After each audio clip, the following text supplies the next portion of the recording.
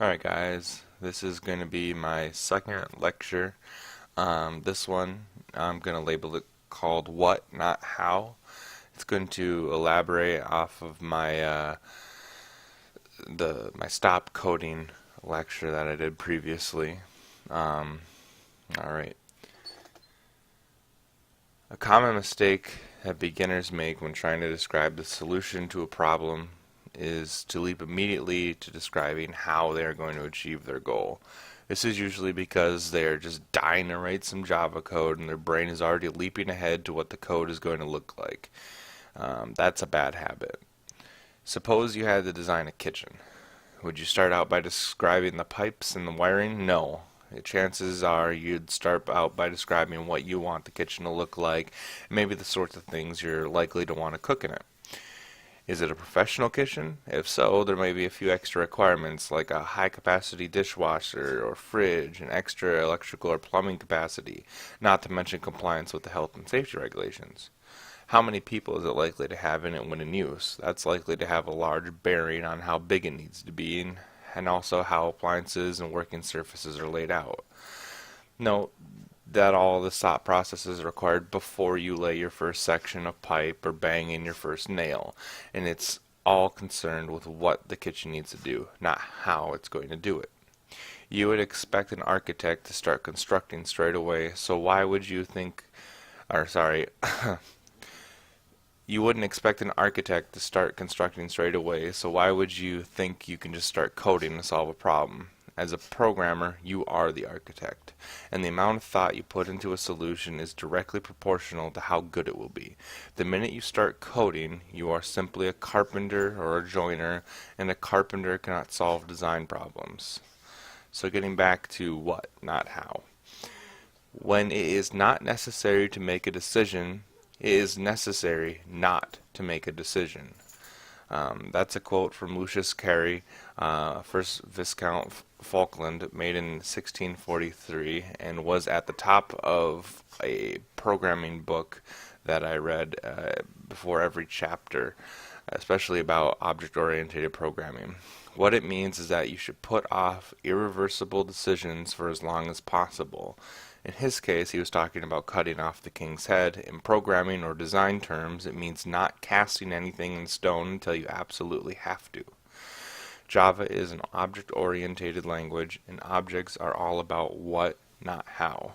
Indeed, the language is full of constructs, in particular interfaces and abstract methods, that allows us as programmers to put off implementation or the how until we absolutely need it. Why? Because 90% and probably more of the time it doesn't matter. And for the rare occasions that it does, you can always include it in your description. Another point to note is that a good description can be the basis for your documentation, and good programmers are also good documenters. So a few simple tips for you. When describing a solution, concentrate on what needs to be done, not how you're going to do it. And when you do actually get around to coding, don't code in a way that relies on a specific way of doing something. It's a recipe for disaster. 2. Don't include Java class names in your descriptions. If you find them creeping in, stop and rethink what you're describing. Obviously, certain terms like list or integer may suggest a Java class, but don't make the mistake of thinking of them in Java terms until you're actually ready to code. 3. If the problem involves displaying something, as many do, separate the display logic from what is being displayed completely. In many cases, you can actually leave out the display part altogether until you know what your problem logic is working. 4, and this is the trickiest one, don't be woolly. Just because you're describing what, not how, doesn't mean you can afford to leave out essential facts. If something needs to be sorted, it needs to be sorted, and you must include that fact.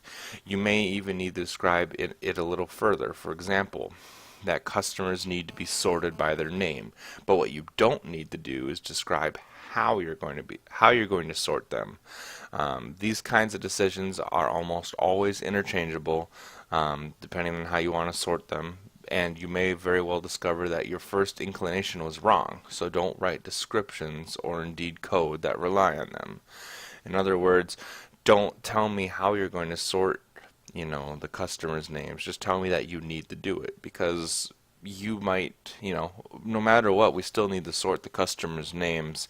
But if you tell me how you're going to do it, well, that may change, and you have to go back into your description. You have to change that as well. So don't even worry about the how. Just worry about what you need to do. At the same time, you also need to be careful not to over elaborate. A quote is, "A designer knows he has achieved perfection not when there is nothing left to add, but when there's nothing left to take away." Nobody's expecting you to be perfect overnight, but it's good. But it's a good quote to live by. Deciding how you're going to do something before you've worked out what you need to do is putting the cart before the horse, and tends to lead to a lot of preventable problems, such as coding yourself into a corner. To paraphrase, you don't go to a construction site saying, "I'm going to use a saw," because what you may need is a hammer. You should not let technology or method drive your design, but make your design drive the technology. Amen to that.